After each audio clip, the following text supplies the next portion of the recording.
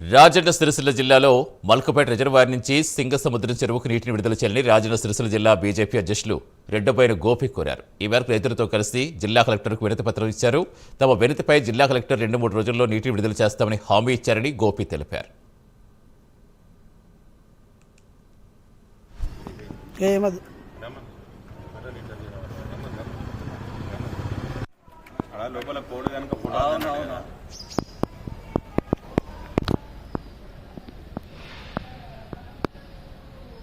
బాగా సపోర్ట్ చేసి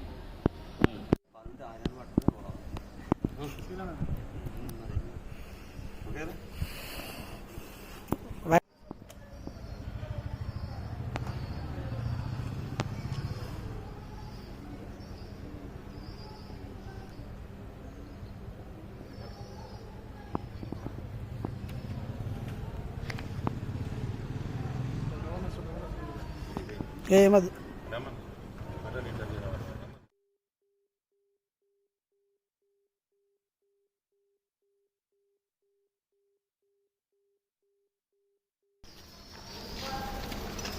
ఈరోజు మల్కపేట రిజర్వాయర్ నుండి సింగసముద్రం చెరుకు రావాల్సిన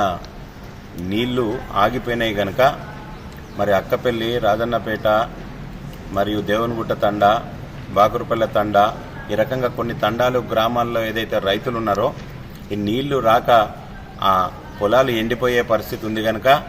మరి ఈరోజు మిడ్మానేర్ నుండి వాటర్ పంపింగ్ మల్కపేటకు చేసి ఆ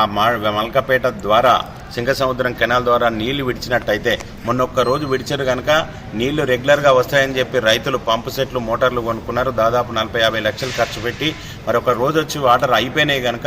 ఈరోజు మల్కపేట రిజర్వాయర్ను నింపి అక్కడి నుండి ఈ రైతుల యొక్క పొలాలు ఎండిపోకుండా ఆ నీళ్లను రెగ్యులర్గా ఇచ్చి ఇప్పుడు ఏదైతే వరి పుట్ట దశలో ఉంది కనుక నీళ్లు అవసరం కనుక సుమారు